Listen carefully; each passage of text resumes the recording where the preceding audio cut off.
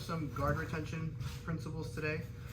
First, let me just kind of show you what the top athlete's gonna do, and then we'll look at how to stop it. Okay, I feel like when we know the specific goals and the specific move they're trying to do, it's a little bit easier to shut things down because you can start to negate those objectives.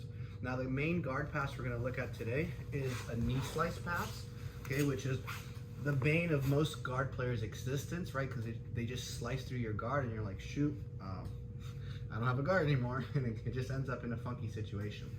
Now, a knee slice can be done a variety of different ways, but it usually requires control of the head and shoulders. In no-gi, that's usually done off of an underhook and crossface, which would be a direct method of controlling the head and arm, or just simply off of an underhook where I'm indirectly controlling the head, allowing me to slice past the guard here. In the gi, I don't want to say it's cheating, but it's kind of cheating because I can indirectly control her head with the collar here. And usually what people do is they look to control a sleeve or a tricep, and they manipulate the jacket so they can square you up, and now they can pass with the knee slice here. Okay, so that's kind of like the main thing that they're looking to do, is get control of your collar and get control of this arm here. Of course, if they can get to a head and arm, it makes their job even easier, but it's also kind of a tough thing to do in the gi. Now, let's switch roles, and Waverly will put me in a knee cut, knee slice situation. And so we'll kind of look at what I'm trying to do and what she's trying to do here. So first things first is oftentimes they'll make a grip on their collar and they'll look to connect their knee to elbow like so. Now, what I don't want to do is I don't want to try to break this grip, okay, because now my frames are gone. It makes it really easy now for her to start getting control of my head or start to get my sleeve and start to like square me up and do all sorts of stuff. So the first grip I'm going to take is a reverse collar grip here on this side, and I'm going to punch it across her neck here. So now when she gets control of my sleeve and she starts trying to pull it up, I put pressure into her neck here. Okay. Now, the next thing that I'm trying to do is I'm trying to negate this grip because, again, I'm not going to be able to break her grips from an inferior position, right? Like the ground stops me. So I'm going to circle my hand to the outside. And now when she tries to pull my grip, you feel how you lose the weakness of it. So now from here, I think about keep it strong grip. I think about bringing my hand to my head and propping from my shoulder to my elbow here. Now, as I'm doing this, I'm also punching and pushing with my legs here. Okay, so strong. So from here, I start to push with my leg and arm as I build to an elbow and now to a shoulder here. I'm sorry, from a shoulder to an elbow. Once I'm here, now I'm gonna start scooting away. And what happens? I can now square up into a butterfly situation and start going right into our offense from here. Okay, so let's look at that once again from a different angle.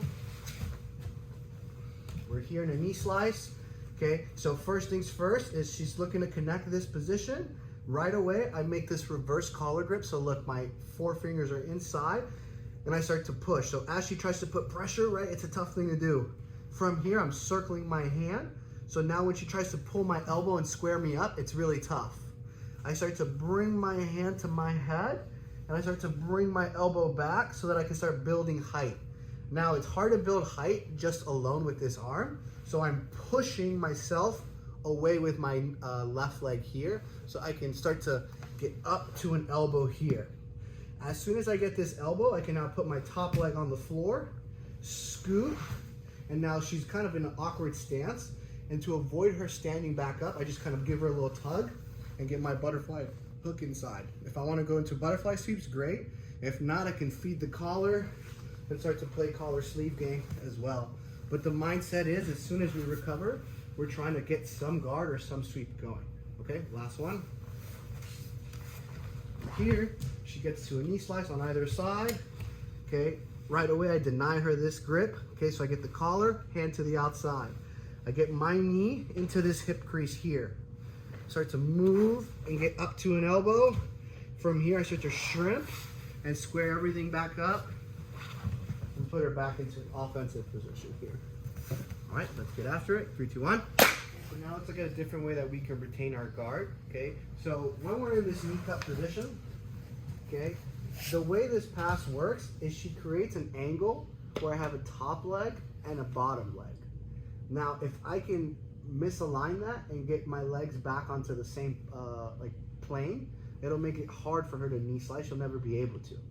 Now, if I try to free my leg from the first grips that we did, the second I pull my leg out, she can now slice through, get her knee to the floor, and now she can start squaring me up, and finishing the guard pass from here, okay? So the question is, how can I effectively free my leg so that this doesn't happen? So first thing I like to do is I'll cup my own knee first so that it makes it challenging for her to be able to get her knee to the floor. Try it, go ahead. It's really tough to do. Even without a reverse De La Riva hook, it's a challenging thing to get that knee down on the floor.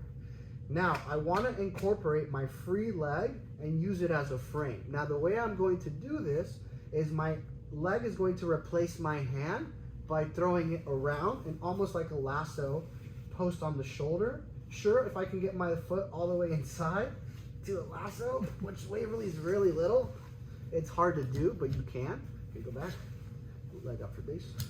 Okay, so from here, it's just enough to post on the shoulder here. So now when she tries to square me up by pushing on my shoulder, I can push back into her shoulder with my leg. And obviously the strength of my leg is stronger than my arm. Now, once I'm here, I can take out my hand from underneath my knee and start to get her sleeve. And from here, I start to push and unweight my leg.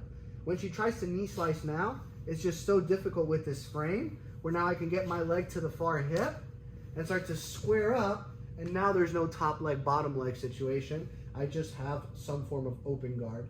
And from here, sure, if I want to go lasso or switch to something else, I can from here as well. Okay, but you see what the principle is unweighting this leg so that I can take it out without her just slicing through my guard. Okay, so once again, we start out in this knee cut position. Okay, so the first thing I do is I wedge my own knee here. This also prevents her from pulling my arm off the floor, like so. See how I'm cupping my knee? Now from here, I still have this frame in place, but it's just momentarily, okay? When I'm utilizing the gi, I always try to look for this here instead of just a cross shoulder post, okay? Because this does the same job, and it also puts pressure on the neck here.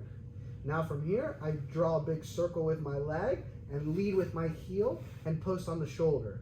As I post on the shoulder, I can now let go and get to her sleeve cuff here. Now I push, so even if she tries to put pressure, go ahead. It's very tough to do so. I can now control her sleeve to the outside, push, free my leg, and now I can look to, go ahead, pass. I can look to square up and stop her guard passing from this position here. And again, not just retaining our guard, but getting back into a guard where we can be offensive is one of the key principles here. Okay, one more time. A little bit faster. So we're here. I cup this knee like so. Okay, even if she had control of my tricep at this point, it doesn't really do much. Where now I can throw my leg, push, get my own grips, and now start to go into my offense from here. All right, let's give that a shot, fellas. 3, 2, 1.